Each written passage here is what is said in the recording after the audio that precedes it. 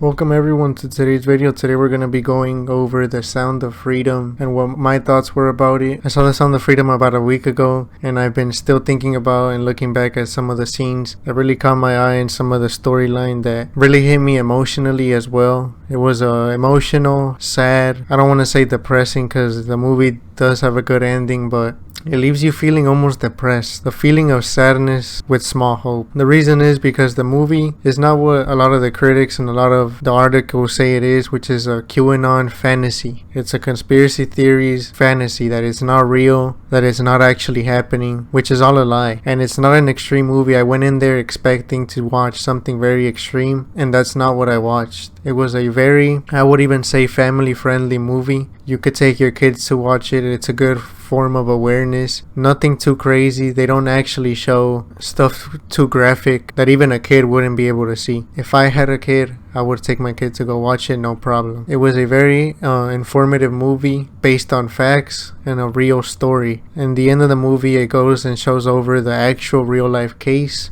side by side, scene for scene, and it was very accurate. It was overall a great watch, and I recommend everyone in America and around the world to go watch it, because a lot of the cases, all of the specific cases they showed here, were about a pedophile inside of the US who was uploading child porn from the US of kids from outside of the US. They would do the crimes to the kids outside of the US, which actually happens in real life, and then someone in the US uploads them and makes money off them inside of the US just by sending videos back and forth and then uploading them. So they took out the pedophile in the beginning of the movie, and then that was it. That was usually as far as the US intervenes. They get the pedophile and that's it. But all those videos of all those kids that are being harmed, what happens to those kids? Usually nothing. The US doesn't usually go outside of the US itself to go help these kids internationally. But in this story, the agent, he saw the videos. Like any other father, felt horrified of what he just saw, and he felt like getting the pedophile wasn't enough. So he himself went out of his way to go save those kids that were in those videos, even if it meant losing his job, because it was outside of the US and that he wasn't allowed to do that. So it's a very emotional, very inspiring and revolutionary movie that was arguably one of the best movies I've ever seen. I enjoyed it. It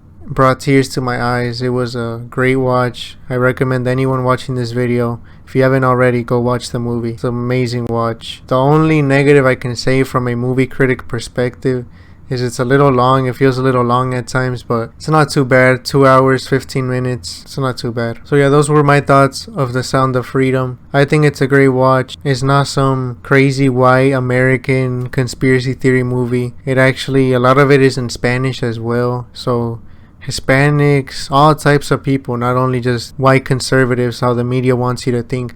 All types of people can watch this movie and enjoy it and not feel like their race is being targeted or hated against. It's a very fair, amazing movie that anyone and everyone should watch. So yeah, thank you for watching today's video. If you enjoyed today's video, leave a like, give me a follow, and I'm out.